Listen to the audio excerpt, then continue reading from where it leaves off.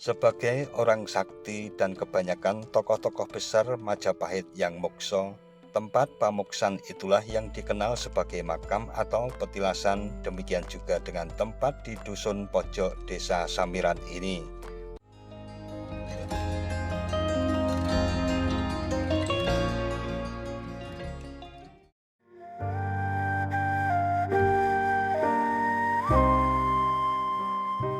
Assalamualaikum warahmatullahi wabarakatuh. Mitra DMTV. Gunung Merapi Merbabu yang terletak di Jawa Tengah dan Yogyakarta telah lama dikenal baik sebagai unsur penting dalam nilai spiritual, budaya dan sastra maupun sebagai tempat yang memiliki pesona keindahan alam. Dari kawasan ini terlahir naskah-naskah kuno yang dikenal dengan naskah-naskah Merapi Merbabu yang membuktikan bahwa komunitas sastra yang makmur pernah hidup di kawasan ini.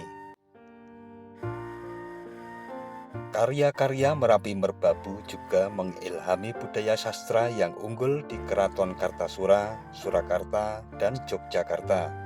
Sebagai contoh, naskah Arjuna Wiwaha dari Merapi Merbabu banyak diubah oleh pujangga-pujangga Keraton Surakarta pada abad ke-18 dan 19 Masehi.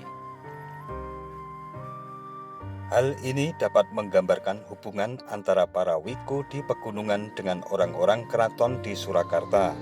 Kedua kawasan ini juga menjadi tempat penting dalam perjalanan kerajaan Mataram kuno, Majapahit, Demak, Pajang, dan Mataram Islam.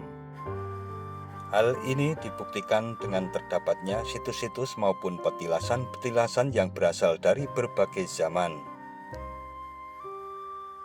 Pada video kali ini kita akan membahas salah satu bagian kawasan yang cukup terkenal pada masa-masa surutnya Kerajaan Majapahit dan mulai berkembangnya Kerajaan Demak. Sebelum kita lanjut, silahkan subscribe terlebih dahulu bagi mitra DMTV yang belum subscribe, dan kalau sudah, mari kita lanjutkan kembali.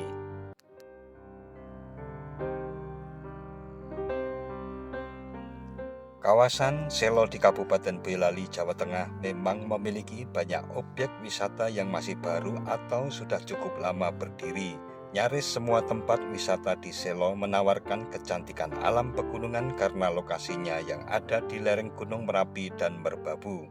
Tak terkecuali petilasan Ki Ageng Kebo Kanigoro yang berada di Dusun Pojok, Desa Samiran, Kecamatan Selo, Kabupaten Boyolali, Jawa Tengah. Untuk sampai di tempat petilasan Ki Ageng Kebo Kanigoro, terdapat petunjuk dari Desa Samiran berupa gapura besar yang di atasnya ditulis dengan judul besar Kawasan Petilasan Kebo Kanigoro. Pengunjung tinggal mengikuti jalan tersebut. Lokasi petilasan Ki Ageng Kebo Kanigoro berada di antara perkebunan warga dan pepohonan besar dengan sebuah gerbang berpintu besar lengkap dengan patung dan mahkota pada bagian atasnya. Tersedia juga area parkir motor dan mobil dengan pemandangan luas perkebunan warga yang berlatar belakang Gunung Merapi. Selain itu juga terdapat kamar mandi dan keran untuk berwudu di balik pintu gerbangnya. Cetakan lantai menuju kompleks bangunan petilasan Ki Ageng Kebo Kanigoro melintasi pekarangan luas yang rapi dan bersih serta sangat asri. Di ujung jalan inilah sebuah kompleks bangunan berbata merah yang disebut sebagai pendopo berada dan diapit oleh bangunan yang lebih kecil di sisi kanan kirinya. Di bagian kanannya yang merupakan tempat di mana beliau dimakamkan. Sedang bangunan kayu di sisi kiri yang biasa dipergunakan oleh juru pelihara petilasan untuk menemui tamu yang berziarah. Meski tidak terdapat musola, namun pengunjung bisa melakukan ibadah di dalam pendopo yang cukup luas dan sangat bersih.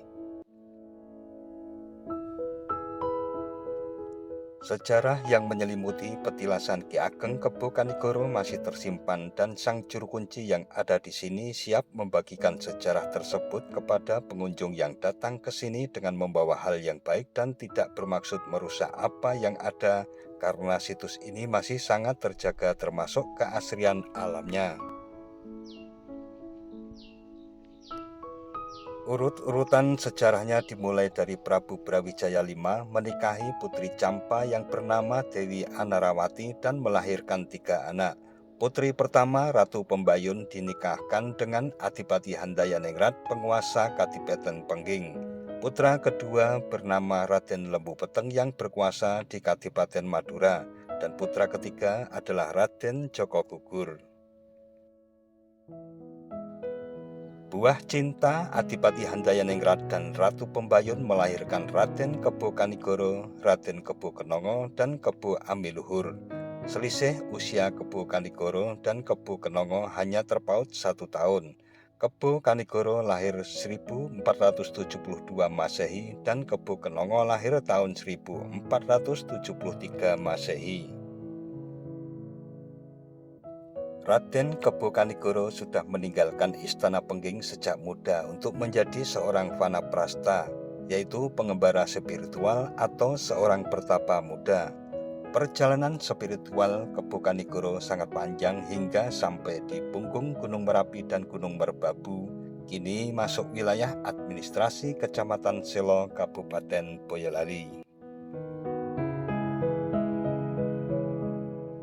Tempat pertapaan Raden Kebo Kanigoro di lereng Gunung Merapi ini sangat legendaris dan terus saja menyimpan jutaan misteri yang belum terungkap. Terlebih dengan banyaknya tempat pertapaan Ki Ageng Kebo Kanigoro tersebut yang kini dikenal dengan sebutan Desa Turgo, Kecamatan Selo. Konon Turgo berasal dari kata Anggenturrogo, dapat diartikan Genturrogo, Mesurogo, bertirakat. Turgo adalah tempat menempa rogo dan spiritual Ki Ageng Kebo Kanigoro semasa mudanya.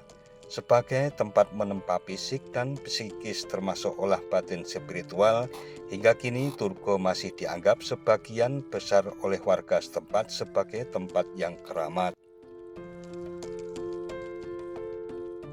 Sebagai orang sakti dan kebanyakan tokoh-tokoh besar Majapahit yang mokso, tempat pamoksan itulah yang dikenal sebagai makam atau petilasan, demikian juga dengan tempat di dusun pojok desa Samiran ini. Sebelumnya, Kebo Kanigoro juga bertapa di Ambarawa, lantas berpindah-pindah dan salah satunya di Kaligayam Lor, Desa Rejosari, Kecamatan Semin, Kabupaten Gunung Kidul. Setiap kali bertapa, Kebo Kanigoro selalu berganti nama, termasuk saat berada di Kaligayam memakai nama Ki Ageng Sidik Perwatasari. Konon ia menggunakan metode topo jejer atau berdiri bersandar pada pohon jati, lantas menyebabkan pohon jati itu roboh. Sejak kepergian Raden Kebo Kanigoro dari Kadipaten Pengging, Raden Kebo Kenongo kembali kehilangan orang yang dicintai. Sebab tak lama setelah itu ramandanya Adipati Handayaningrat mangkat ke hadirat ilahi. Sejak itulah Kebo Kenongo menggantikan sang ayah sebagai Adipati Pengging, kemudian berjuluk Ki Ageng Pengging.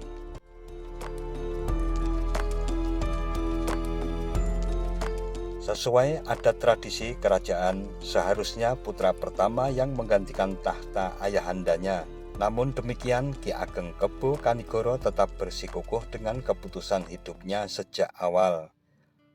Pewaris tahta dinasti kerajaan Majapahit ini lebih memilih menjalani pahit dan sunyinya hidup di lereng Gunung Merapi Merbabu sebagai pengembara spiritual, menjauhkan diri dari kubangan pusaran intrik politik kekuasaan yang tak jarang menimbulkan pertumpahan darah.